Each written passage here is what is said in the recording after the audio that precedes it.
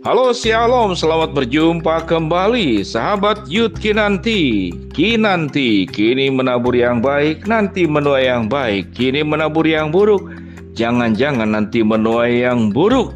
Sahabat Yud Kinanti, kita akan belajar yaitu namanya ababil. Ababil, ayo ada yang tahu nggak? Apa itu ababil? Yaitu anak baru gede labil. Ya, itu istilah pernah kenal atau sering diucapkan, tapi itu yang dari 25 kata-kata yang orang dewasa, orang tua kita mungkin tidak mengerti. Ababil, anak baru gede labil. Nah, kita akan belajar kenapa sih labil anak yang baru gede? Ya karena sedang usia peralihan. Coba pikirkan baik-baik. Ada yang sudah melewati atau masih dalam proses. Dari anak-anak menuju remaja, ada perubahan hormon, mulai timbul jerawat, perubahan emosi, badan yang ada dalam diri anak-anak Yud ini, semuanya itu sedang berubah. Dan saya sendiri pernah mengalami hal itu. Ya, jadi terjadi masalah psikis, kurang percaya diri, malu, tapi juga merasa bangga bahwa saya ini sudah tidak lagi anak kecil, tapi saya ini sudah remaja atau menuju dewasa. Waduh, merasa sudah dewasa, tapi kelakuan seperti anak-anak. Tapi waktu diperlakukan seperti anak-anak, kita ingin diperlakukan seperti dewasa. Tapi waktu berjuang untuk menjadi dewasa, kita masih tidak punya kapasitas untuk berlaku seperti orang dewasa. Makanya disebut sebagai ababil, anak baru gede labil. Sahabat Yud Kinanti, menjadi pribadi yang dewasa itu ada yang lebih cepat, ada yang lambat. Ada kasus tertentu tuh anak yang bungsu seakan-akan anak yang sulung. Tapi anak yang sulung kayak anak bungsu, kurang tanggung jawab, kurang maju. Tapi anak bungsu ini, waduh, walaupun dia anak bungsu, dia paling mengerti, paling sigap, paling paham kalau orang tuanya itu memberikan masukan seperti apa. Lebih cepat menata diri. Sehingga yang bungsu ini paling jarang kena ngomel orang tuanya atau mamanya. Tapi yang si sulung ini, waduh, kena ngomel terus. Jadi sebetulnya kenapa sih mama kita itu mengulang-ulang, orang tua kita itu mengulang-ulang hal yang sama? Yang salah di mana? Rasanya dua-duanya. Ya orang tua yang terlalu cerewet juga keliru, tapi anak yang terus dinasehatin pasti ada hal yang keliru juga di dalam diri anak. Tapi rasanya yang normal kalau kita cepat matang, cepat dewasa, cepat bertumbuh, tidak lagi di dunia kanak-kanak, toh kita juga tidak mau dianggap anak-anak, maka kita akan menjadi bukan lagi yang disebut dengan ababil, anak baru gede labil, tapi ababil versi kedua, anak baru gede stabil.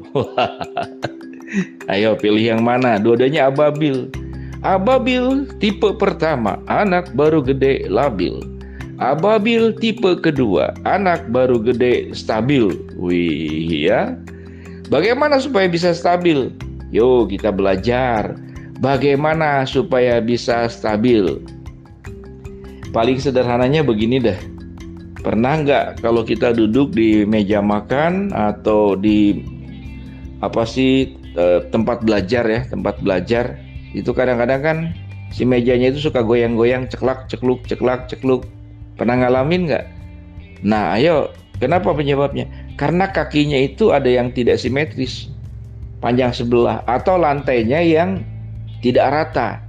Nah itu tidak stabil.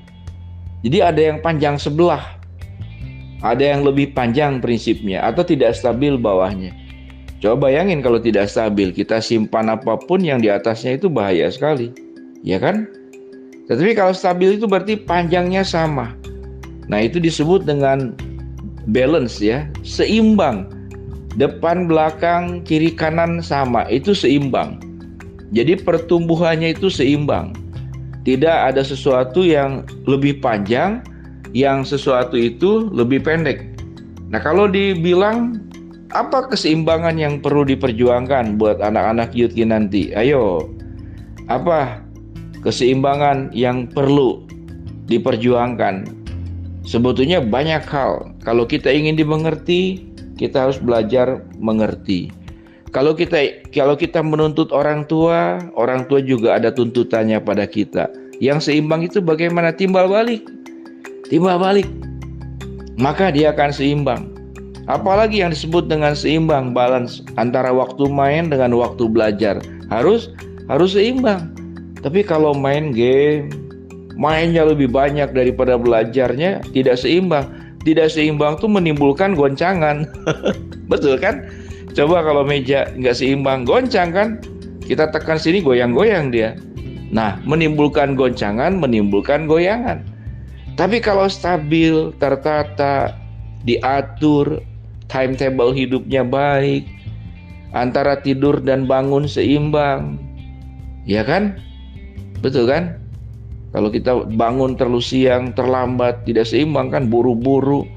Kalau zaman dulu mau pergi ke sekolah, wah mandi nggak sempet, makan nggak sempet, pakai seragam ke sekolah, sampai sekolah dimarahin sama guru. Kenapa kamu tidak pakai seragam? Kita kan kesel tuh. Ibu ini aneh-aneh aja, apa nggak lihat nih? Ini kan baju seragam, rok seragam, kalau celana seragam, pakai sepatu juga seragam. Kamu belum pakai seragam. Wih, nyebelin kan ibu kayak gini. Coba lihat kakimu, kan betul bu ini pakai sepatu. Lihat itu, satu pakai kaos kaki, satu enggak. Baru sadar. Sampai ke sekolah karena buru-buru, semuanya lengkap. Cuman kakinya satu pakai kaos kaki, satu enggak. Baru iya. Aduh, minta maaf bu. Nah, jadi untuk mencapai keseimbangan itu bagaimana? Ya harus mengatur irama hidup itu dengan baik.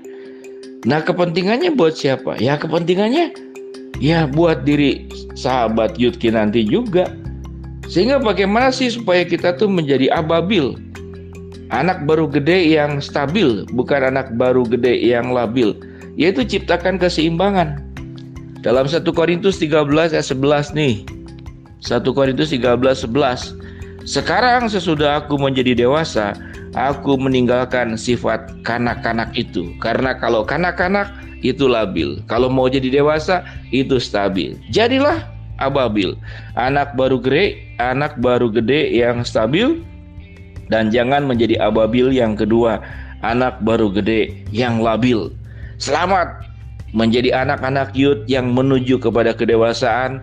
Masa depan, kesuksesan, keberhasilan menantikanmu kalau engkau menjadi ababil, anak baru gede yang stabil, dan jangan yang labil. Shalom, Tuhan memberkati. Sahabat youth nanti, kini menabur yang baik, nanti menuai yang baik. Kini menabur yang buruk, jangan nanti kita menuai yang buruk.